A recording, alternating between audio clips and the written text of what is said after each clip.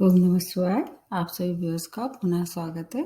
सभी व्यूअर्स को धन्यवाद देते हुए मैंने जो श्रृंखला एक शुरू की है युति की, उसमें राहु की युति का अभी मैं बता रही हूँ। हर एक ग्रह के साथ अगर उनकी युति बनती है तो कैसे प्रभाव देते हैं जीवन भर। और अब जो उसका अगला जो प्लैनेट बनता है वो है शुक्र।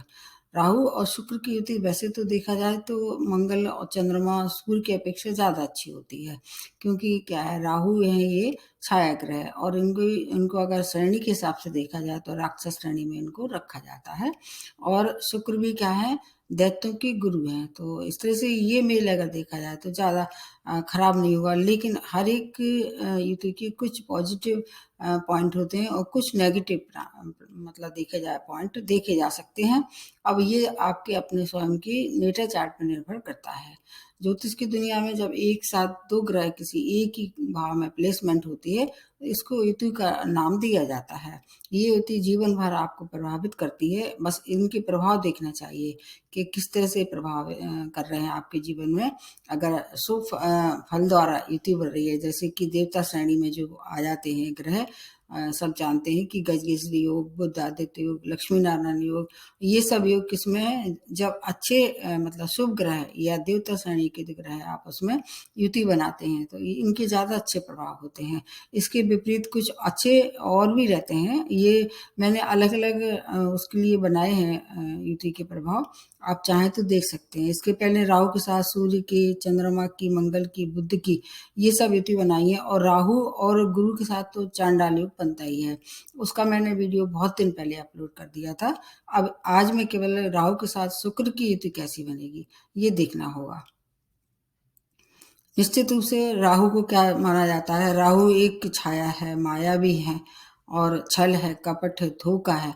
और राहु के अगर दृष्टि से देखा जाए तो ये इतने खराब इसलिए नहीं होते हैं क्योंकि अगर ये शुभ ग्रह के साथ बैठ जाते हैं तो उसकी शुभता में क्या करते, वृद्धि कर देते हैं, मतलब कैटालिस्ट की तरह कार्य करते हैं। शुक्र के जो है वो दैत्यों के गुरु जरूर है, लेकिन मैं जहाँ तक जानती हूँ इनको अशुभ ग्रह में इनकी गिनती नहीं है।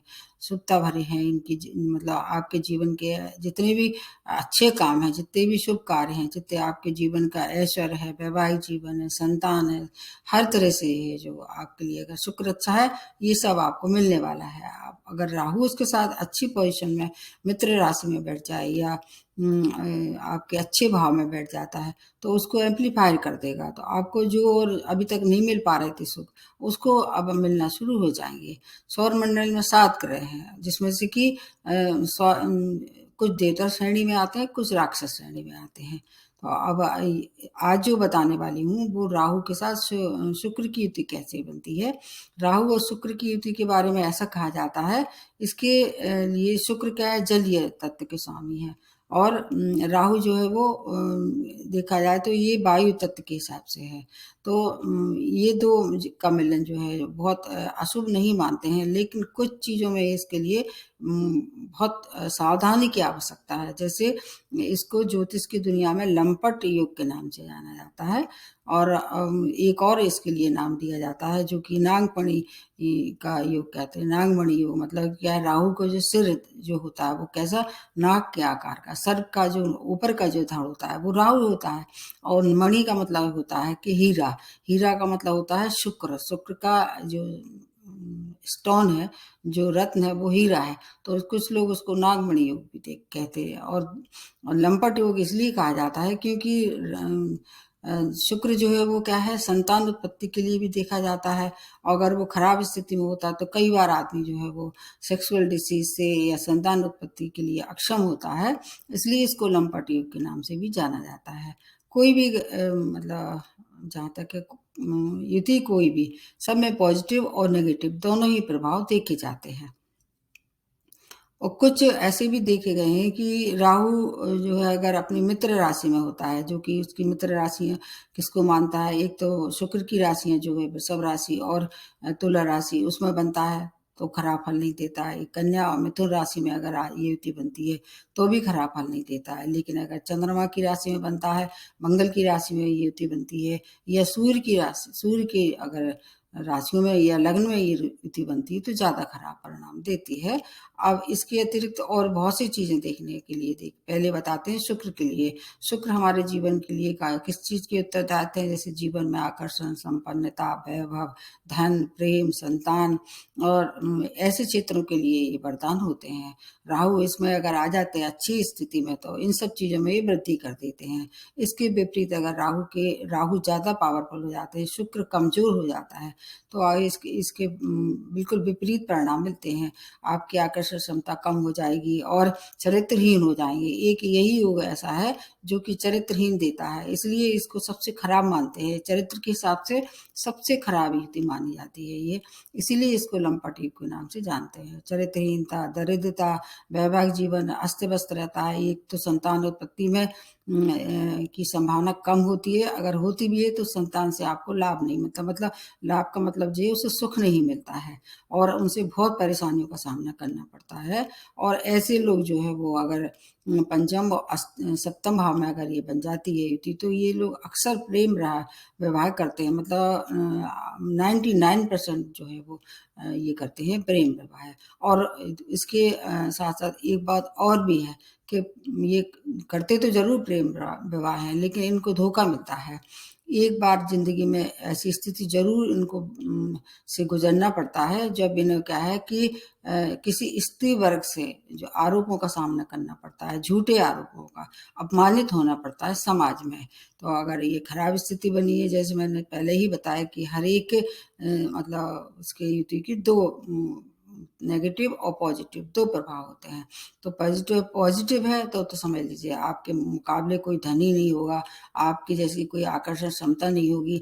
और एक बात और भी देखी जाती है कि और जैसे ग्रहों के लिए मैंने बताया है युति के लिए कि ये सब देख लेना चाहिए कि किस नक्षत्र में इनका युति बनी हुई है, किस राशि में बनी हुई है, किस लग्न में बनी हुई है, इनमें अंश बल कितना है, कौन-सा ज़्यादा पावरफुल है ग्रह, कारक है, या यदि कोई ग्रह किसी लग्न के लिए कारक होता है, ये सब देख लेना चाहिए। उसके बाद ये देखना चाहिए कि युति के कैसे परिणाम हो रहे हैं। अब हम कुछ अंश बल के साथ-साथ शत्रु राशि या मित्र राशि में बनी हुई है और किसी शुभ ग्रह की अगर दृष्टि पड़ रही है, इसकी निश्चित रूप से अशुभता कम होगी। अगर किसी पापी ग्रह की दृष्टि पड़ रही है, तो अशुभता में और ज़्यादा वृद्धि हो जाएगी। पंचम और सप्तम भाव में पड़ रही है, तृतीय भाव में पड़ रही है, 12वें भाव में अगर ये पड़ रही है, तो और ज़्यादा प्रभावी हो सकती है। जैसे केंद्र भाव या मूल त्रिकोण भाव है, उसमें भी ज़्यादा प्रभावी देखे जाते हैं। अगर दूसरे और 11वें भाव में युति बन रही है, तो ये गैर कानूनी तरह से धन कमाते हैं।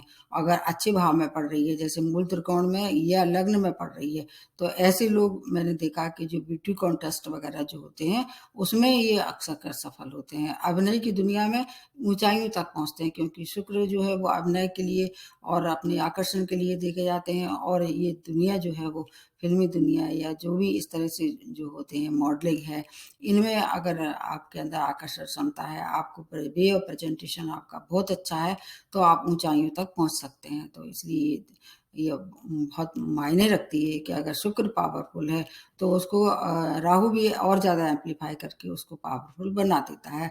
बस ये देखना हो कि ये शत्रु राशि में तो नहीं है, कहीं शत्रु लग्न में तो नहीं बैठे हैं।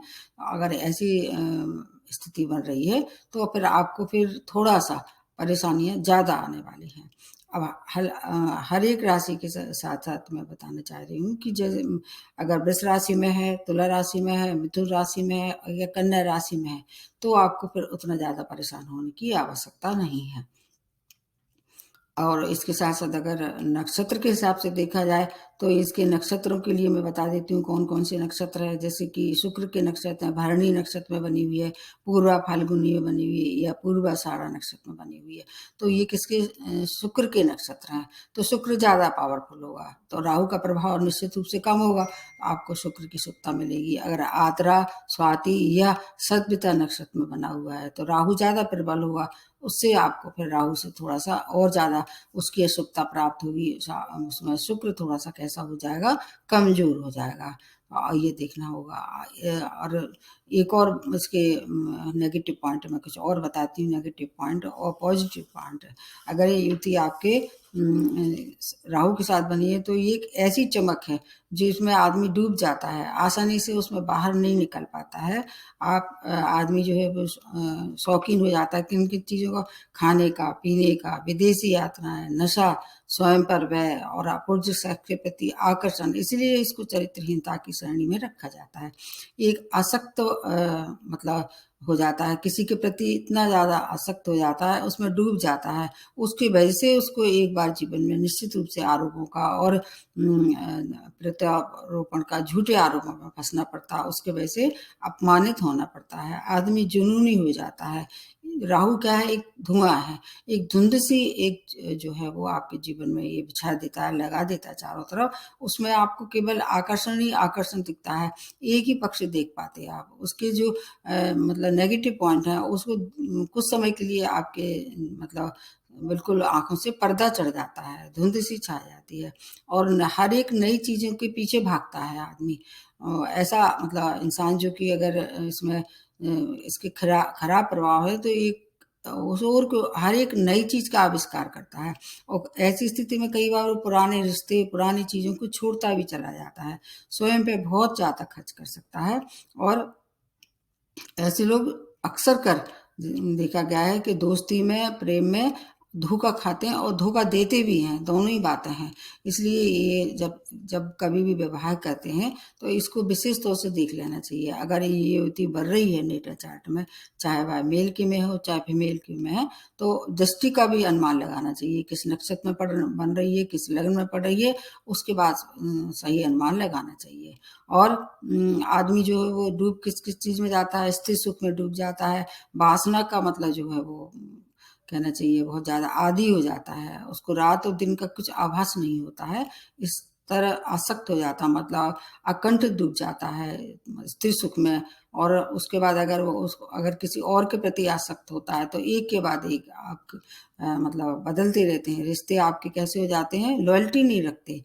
तो इसलिए इनका जीवन जो है वो वैवाहिक जीवन हमेशा अस्त-व्यस्त रह सकता है अगर शुभ ग्रह की दृष्टि नहीं पड़ी हो। अगर शुभ ग्रह की दृष्टि हो जैसे कि अगर राहु की अलावा राहु जैसे अगर ज़्यादा पावरफुल नहीं हुआ, शुक्र ज़्यादा पावरफुल हुआ, तो आपको फिर इन सब चीज़ों का बिल्कुल पॉजिटिव प्रभाव मिलेगा। अगर राहु ज़्यादा पावरफुल हुआ, तो जैसे मैंने बताया कि ये सब चीज़ें आपके लिए काफ़ी घातक हो सकती हैं और सेक्सुअल डिसीज़ क्योंकि ये क्या है कि लॉयल नहीं रहते हैं अपने रिश्ते में, तो सेक्सुअल डिसीज़ भी इनको सबसे ज़्यादा घेरती हैं।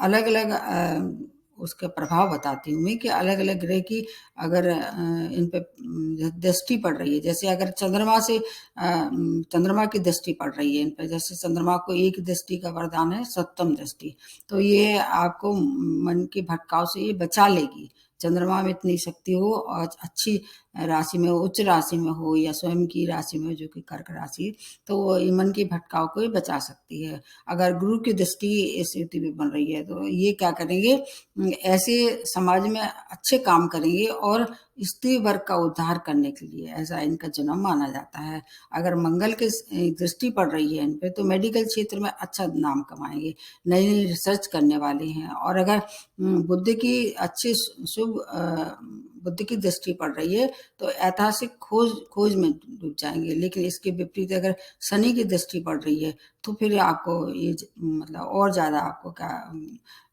गर्त में डाल देंगे और गैर कानूनी कार्य करेंगे। जैसे मैंने बताया लॉयल्टी खत्म हो जाती है जीवन में, वो हमेशा जो है वो और की तरफ भागते रहते हैं। अगर ये फ़िल्म अगर शुक्र का प्रभाव अच्छा है, शुक्र आपके उसमें युति में ज़्यादा पावरफुल है, फ़िल्म इंडस्ट्री, पॉलिटिक्स और इसके अतिरिक्त अगर व्यापारी हैं तो होटल, रेस्टोरेंट और टूरिज़्म और इसके साथ-साथ ज्वेलरी, कॉस्मेटिक और जो लग्ज़रियस आइटम है, उसमें बहुत सारा धन कमाते हैं। ऐसे व्यक्ति बहुत धनी होते हैं और बहुमूल्य रत्नों के मालिक होते हैं और उन्हें स्वयं को भी बहुत अपने आप को हमेशा मतलब सजे-धजे रहना बहुत पसंद करते हैं ये। इनके ऐसे लोग देखना आपकी बहुत सारा ज़ेवर पहनते हैं ये। उसमें मतलब ज़्यादातर कैसे हीरे का ज़्यादा उपयोग करते हैं। विशेष तौर से जो बहुमूल्य रत्न होते हैं, उनको ज़्यादा पसंद करते हैं और इनमें आकर्षण क्षमता भी बहुत ज़्यादा होती है। इनके मुकाबले फिर कोई टिकता नहीं है और जब कभी ऐसे लोग प्रतियोगिता में या किसी ऐसे ब्यूटी कॉन्टेस्ट में भाग लेते हैं, तो यही लोग आगे बढ़-बढ़ के अपना मतलब लोहा मनवाते हैं, रिकॉर्ड कायम करते हैं। अब इनकी बहुत सारी चीज़ें हैं, आपको अगर कभी ऐसा आस-पास दिखाई देता है कोई ऐसे व्यक्ति, तो आपको देखना चाहिए कि उसके नेटा चार्ट में कहीं राहु, शुक्र की तो नहीं है और किस अगर है भी तो किस कहाँ प्लेसमेंट है उनकी और अगर शुक्र कमज़ोर है तो इन सब चीज़ों से फिर आपको थोड़ा-सा ध्यान रखना चाहिए और अगर राहु कमज़ोर है तो ये सब चीज़ें आपके लिए काफ़ी मायने रखती हैं। इसी के साथ-साथ मैंने आपको ये बता ही दिया है कि अगर शुभ और अशुभ ग्रह की दृष्टि पड़ती है, तो बहुत ज़्यादा इसके परिणाम अच्छे नहीं होते हैं। अब आगे और चीज़ें थोड़ी-सी इसके बारे में बताने की कोशिश करती हूँ। जैसे ये अगर ये अष्टम भाव में बन जाती है, मान लो अष्टम भाव क्या है, अच्छा नहीं मानते हैं, लेकिन इसके लिए ये अच्छा है। ये अध्यात्म गुरु बन जाते हैं। जो जितने भी जो आध्यात्मिक गुरु हैं, उनमें देखना आपके अष्टम भाव में ये दिखाई देगी और अगर ये आपके 12th भाव में बन जाती है, तो विदेश में जाके बहुत सारा पैसा कमाते हैं। 12th भाव विदेश का भाव ही होता है, तो 12वें भाव में अगर ये युति बनती है, अष्टम भाव और 12वां भाव, इनके लिए उतना खराब नहीं होता है। लेकिन अगर ये 6th भाव में युति बनती है, तो फिर ये गुप्त रोगों के शिकार होते हैं, जैसे कि मैंने बताया जेनिटल, सेक्सुअल क्योंकि ये क्या है नियम कर्म से नहीं, नियम धर्म से नहीं चल पाते हैं, अपने आप को रोक नहीं पाते हैं और वैवाहिक जीवन भी इनका अस्त-व्यस्त हो जाता है।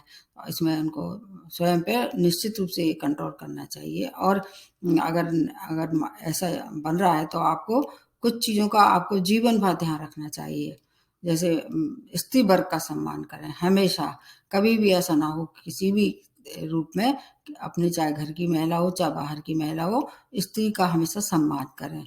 अगर आप स्त्री वर्ग का सम्मान करेंगे तो क्या होगा शुक्र मजबूत होगा और राहु कमज़ोर होगा। राहु को कमज़ोर करने के लिए आपको और चीज़ों का भी ध्यान रखना पड़ेगा, जैसे झूठ नहीं बोलना है। राहु हमेशा देखना आपको झूठ बोलने के लिए उकसाता है, झूठ नहीं बोलना है। अगर फिर भी और ज़्यादा खराब है तो राहु के मंत्र कर सकते हैं, भैरव का मंत्र भी कर सकते हैं और शुक्र को हर हाल में मजबूत करें। अगर नेटा चार्ट में दिखाएँ, अगर शुक्र हो सकता है किसी स्टोन से जैसे शुक्र का स्टोन क्या है? हीरा है। हीरा भी पहन सकते हैं, लेकिन हीरा क्या है बहुत पावरफुल स्टोन होता है। कुछ स्टोन बहुत पावरफुल होती है जैसे कि हीरा है और ब्लू सफ़ायर है, पुखराज है, येलो सफ़ायर ये बहुत पावरफुल होते हैं। तो इसमें अगर अच्छी स्थिति में है तो ऊँचाई तक पहुँचा देंगे। जाने-माने लोग जो है वो दुनिया के, उनका शुक्र बहुत मजबूत होता है, इसलिए वो बहुत पैसा भी कमाते हैं और अगर ये खराब घर में युति बन रही है, तो ये ऐसे लोग जो है वो गैर कानूनी कार्य में लिप्त होके नशे के शिकार भी होते हैं। नशा इतना ज़्यादा इन पे हावी हो जाता है, उसमें डूब के कई बार ये अपना मतलब बहुत ज़्यादा हेल्थ खराब कर देते हैं और पूरे जीवन भर अपने समाज में मान प्रतिष्ठा में इनकी क्या है अच्छी छवि नहीं होती है। इस तरह से नशे में डूब जाते हैं ये। दरिद्रता के भी शिकार होते हैं। तो ये मतलब अगर ये स्वयं के ऊपर है और कुछ थोड़ा-सा आपको नियंत्रण रखना पड़ेगा। इस नियंत्रण के लिए क्या है, आपको संयम से, नियम से रहना पड़ेगा और किसी को अच्छे सलाहकार का जो आपको जिसको आप अच्छा मतलब अपना वेल विशर मानते हैं, शुभचिंतक मानते हैं, उनकी सलाह माननी चाहिए। स्त्रियों का सम्मान करें और शुक्रवार को अगर हो सके अगर शुक्र को प्रबल करने के लिए गाय को हरा चारा खिला सकते हैं। और स्वयं जो है अगर अपने आप को थोड़ा-सा कंट्रोल में रख रख सकते हैं, तो फिर आपको ये सब चीज़ों का फ़ायदा तो होता ही है, निश्चित रूप से फ़ायदा होता है। अगर स्वयं पे थोड़ा-सा अपने आप को नियमित करें, अपने सोने का, खाने का, हर चीज़ का नियम बना लें और एक और बड़ी इम्पोर्टेंट बात मैं बताना भूल गई हूँ क्योंकि अगर ये आपकी बन भी रही है और अगर चलित कुंडली में नहीं बन रही है, चलित चार्ट देखना होता है उसमें बन जाता है, और नवांश में, तो दोनों में अगर ये नहीं बन रही है तो उतने पावरफुल नहीं होती है। और इसके विपरीत अगर चलित कुंडली में भी यही स्थिति बन रही है और नवांश में भी बन रही है, तो फिर आपको और ज़्यादा प्रभावी करेगी। जीवन भर आपको ये देखना होगा, जब-जब इनकी महादशा, अंतर्दशा चलेगी राहु की, शुक्र की, तब आपको थोड़ा-सा अगर अच्छे फलों की प्राप्ति होगी, क्योंकि राहु एक ऐसा ग्रह है जो भी छाया ग्रह के साथ-साथ जो भी फल देता है ये अचानक देता है। मतलब आपको कल्पना नहीं कर सकते आप। अगर वो धन देता है तो अपार धन देता है, अगर मान-सम्मान देता है तो ऊँचाइयों तक पहुँचाता है, अगर विदेश में सेटलमेंट अगर करना है तो आपको वहाँ अचानक जो आप छोड़ देते हैं कि अब ये हमारा वीज़ा नहीं बनेगा, या हमें वहाँ जाने का मतलब मौका ही नहीं मिलेगा, वो देगा। तो अगर अच्छी स्थिति में बन रहा, इन सब चीज़ों के आपको हकदार हैं। और इसके विपरीत अगर राहु खराब होगा तो आपको दंडित किया जा सकता है। वैवाहिक जीवन को बचा के रखना चाहिए, अपनी संतान से जो है वो हमेशा अच्छा व्यवहार करना चाहिए, और अपने विशेष तौर से आपको अपने पे नियंत्रण रखना चाहिए। नियम संयम से चलेंगे तो आपको पूरा लाभ मिलेगा। ये थोड़ी-सी मैंने युक्ति बनाई है। अब ये युक्ति के अलावा कुछ और बातें हैं जो आपको स्वयं के नेटा चार्ट में देखना पड़ती हैं कि कहाँ बढ़ रही है और कितना लाभ देगी। अंश बल के साथ-साथ हर चीज़ का थोड़ा बारीकी से अध्ययन करना चाहिए। और अगर फिर भी कोई समस्या है तो आप किसी को अपना नेटा चार्ट दिखा सकते हैं, उसके बाद इसका लाभ ले सकते हैं। आज के लिए इतना ही। नमस्ते और धन्यवाद।